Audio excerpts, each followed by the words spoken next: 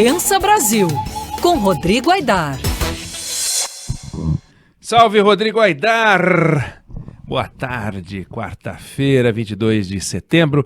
Eu falei aqui na abertura, fiz uma notinha técnica só, lembrando que o ministro Ricardo Lewandowski pediu informações ao presidente da Comissão de Constituição e Justiça do Senado, Davi Alcolumbre, querendo saber, afinal, por que o senhor não pauta a sabatina do André Mendonça, indicado pelo presidente Bolsonaro para compor o Supremo Tribunal Federal. Bom, ele não fez isso do nada. Ele foi provocado. 2 senadores da República, o Alessandro Vieira, do Cidadania de Sergipe, o Jorge Cajuru, do Podemos de Goiás, foram até o Supremo e falaram: olha, o pessoal lá não está marcando e eu estou tristinho. Aí foi lá no Lewandowski falou: então eu quero mais informação. Você já chamou a atenção aqui, Aidar, para essa mania de um poder, como o legislativo, aliás, frequentemente, ir lá chorar as pitangas no judiciário e depois reclamar da intervenção do judiciário. Pois bem, a pergunta que fica é, digamos que o Alcolumbre diga, eu não vou fazer a sabatina. E aí, o Supremo vai dizer, vai fazer esse senhor? Aí a gente complicou, né? Como é que fica? Ele pode o Supremo Tribunal Federal definir agora as regras de funcionamento interno do Senado da República? Não se trata de um crime. Como é que vai ser isso? Conta pra nós. Salve, Oineg, salve, Débora. Olá. Querida, salve aí aos nossos ouvintes e às nossas queridas ouvintes. Oineg, é uma situação, assim, surreal, de fato, né?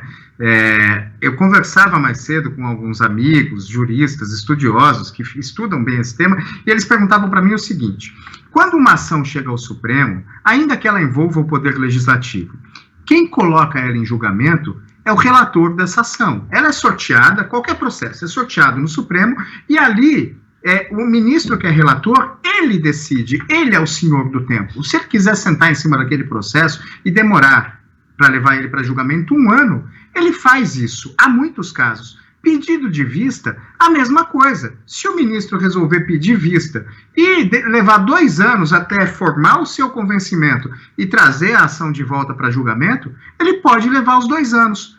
Por que, então, os senadores acham que é razoável que o Supremo se meta numa prerrogativa do Legislativo que está demorando até agora 2 meses e 10 dias, Oineg? É o seguinte, o presidente Jair Bolsonaro, no dia 13 de julho, confirmou a indicação do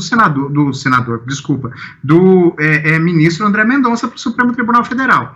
Tá certo, na história da República recente do país, da redemocratização, nunca levou 2 meses e 10 dias. É ali um prazo máximo de 40 dias entre a indicação, sabatina e aprovação pelo Senado. Pode ser um caso um outro caso tenha demorado um pouco mais, mas em regra, em 1 mês, a fatura está quitada. Só que agora, o jogo político está diferente. Está bem diferente, porque, assim, está demorando mais do que o comum. Aí, como está demorando mais do que o comum, 2 senadores, como você citou na abertura do Band News no meio do dia, que eu sempre escuto, o Alessandro Vieira e o Jorge Cajuru, classificaram essa atitude do Davi Alcolumbre de não pautar, quer dizer, não é que ele não pautou, ele nem designou relator ainda, então o negócio está parado de verdade.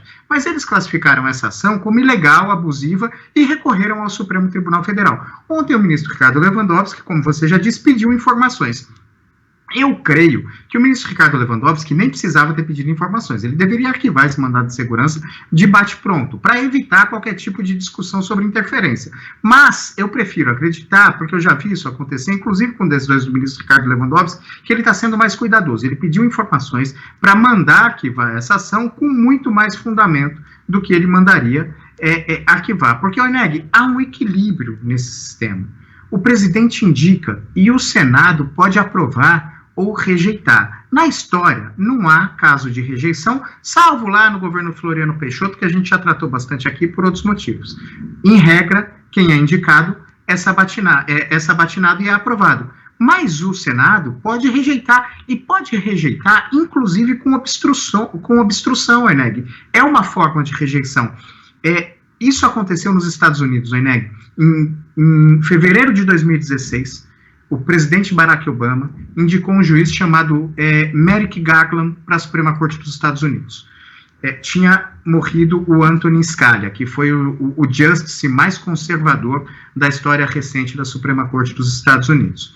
O Obama indicou. A maioria do Senado, naquela ocasião, era de maioria republicana. O que eles fizeram? Com a justificativa de que estava no último ano do governo Obama e que seria interessante indicar e esperar para ver quem seria eleito para daí preencher a vaga no Supremo, eles seguraram a indicação de fevereiro de 2016 a janeiro de 2017, quando assumiu Donald Trump, que ganhou as eleições naquela ocasião. Então, o Senado dos Estados Unidos, e não é que eles rejeitaram, porque lá há história de rejeição. Pelo menos 14, 15 vezes já houve indicações para o Supremo Tribunal Federal rejeitadas. Eles não rejeitaram, eles não votaram por um ano praticamente. O que aconteceu? Como a vida da gente é bem interessante, costuma pregar peça na gente, o que aconteceu foi o seguinte: no final do governo Trump, lá depois, morreu a juíza Ruth Ginsburg, que era uma juíza progressista, feminista, uma mulher espetacular. A gente já falou aqui no Pensa Brasil sobre um filme que foi feito, uma biografia sobre a vida dela. Ela morreu no dia 18 de setembro, ou seja, há praticamente 40 dias das eleições. O Donald Trump indicou uma nova juíza, a Amy Coney Barrett, foi indicada, foi sabatinada, aprovada no prazo de uma semana, a 40 dias das eleições. Aí você pega e fala, mas o Senado foi sacana, por que não seguiu aquele precedente do caso Obama? Lá eles obstruíram a votação por um ano, com a justificativa que estava no final do mandato, mas no final do mandato do Trump, aprovaram a toque de caixa. É o jogo político, não precisa ser justo, mas é o jogo político. O Senado é o lugar onde esse jogo tem que ser jogado no caso de uma indicação do presidente do Supremo.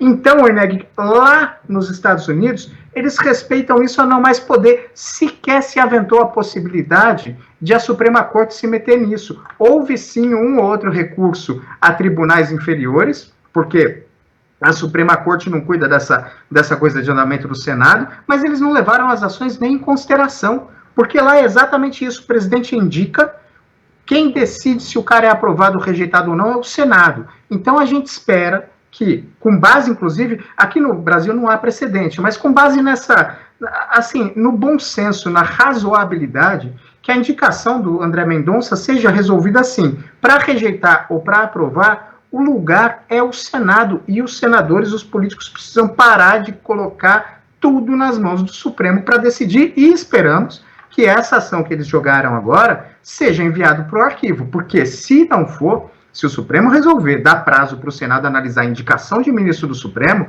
o Senado vai poder começar a dar prazo para ministro que pede vista ou que é relator da ação colocar a ação em julgamento, porque se pode interferir para cá, por que não interferir para o outro lado? Agora, provavelmente vai acontecer. Lembrando apenas que este juiz da Suprema Corte, que foi indicado e não emplacou pelo Obama, ele agora é o procurador-geral, né, dos Estados Unidos. Ele tem um cargão poderoso, mas problemas do Senado que se resolvam no Senado. Toda a crítica ao Davi Alcolumbre, ele deveria colocar para votar. O presidente fez o certo, indicou o nome, caberia a ele fazer. Agora, envolver, dizer que tem uma coisa ilegal, não, a crítica é uma crítica política, mas sobre a ilegalidade é inconcebível, você matou a pau. Se o juiz pode, por que o senador não pode? Pensa Brasil, Rodrigo Aidar, que volta a conversar com a gente na sexta-feira. Valeu, abração. Valeu, Eneg. Um abraço, Débora. Um abração para os nossos ouvintes. Obrigada, Aidar. Até sexta.